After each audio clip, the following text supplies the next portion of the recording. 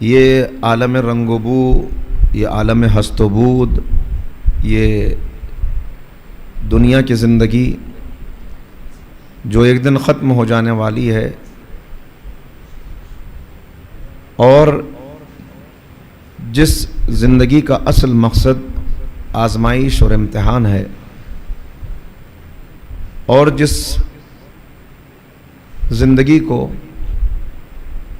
دارالامتحان قرار دیا گیا کہ یہ دارالجزا نہیں ہے، دارالامتحان ہے، یہاں تمہیں عمل کرنا ہے، یہاں تمہیں زندگی گزارنی ہے، ان اصولوں پر جو اصول ہم نے تمہیں بتا دی ہے۔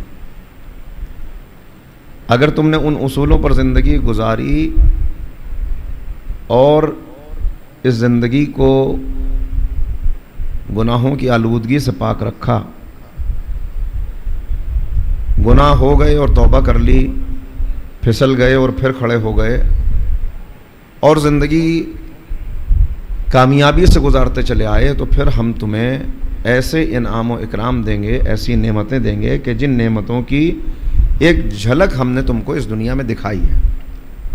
میں نے عرض کیا تھا آپ کی خدمت میں کہ یہ جوانی یہ اللہ کی نعمت ہے، اور نعمت کی ایک جھلک ہے کہ دیکھو تمہیں کتنا اس جوانی سے محبت ہے۔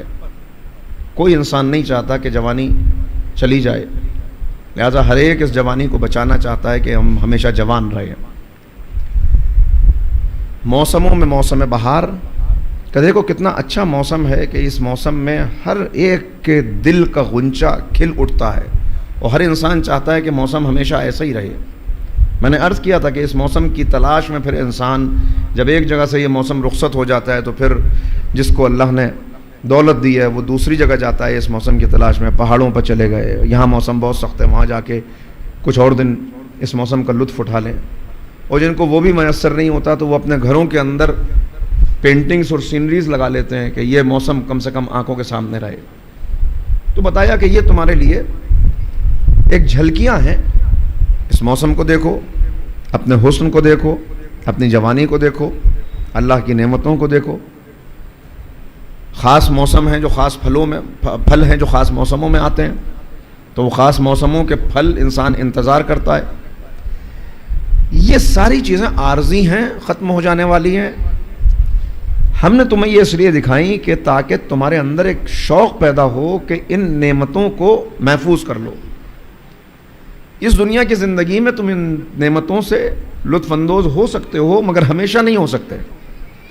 لہٰذا اب تم کو بتایا گیا کہ اگر ان نعمتوں کو ہمیشہ ہمیشہ حاصل کرنا چاہتے ہو، ایسی جوانی جو ضعیفی سے متاثر نہ ہو، ایسی بہار جس کے اوپر کبھی خزاں نہ آئے، ایسے پھول جو کبھی مرجھانے نہ پائیں، ایسے پھل جن کی لذتوں سے تم ہمیشہ لطف اندوز ہوتے رہو، تو ہم نے یہ انتظام تمہارے لیے کیا ہے بعد والی دنیا میں۔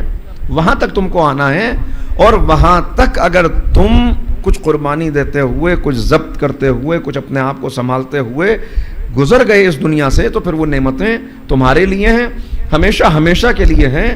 وہاں بہاروں کی تلاش میں ادھر ادھر نہیں جانا پڑے گا، جہاں تم موجود ہوں گے وہیں پہ بہار ہوگی۔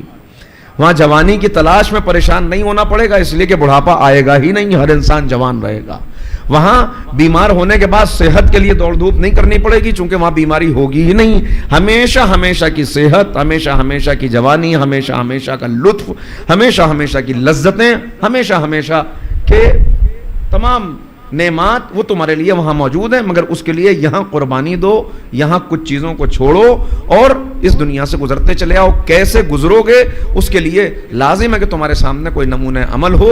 تو ہم نے کچھ ہستیوں کو سچا قرار دیا اور تم سے یہ تقاضا کیا کہ تم سچوں کے ساتھ ہو جاؤ۔ ایک صلوات پڑھ دیں محمد و آلہ محمد۔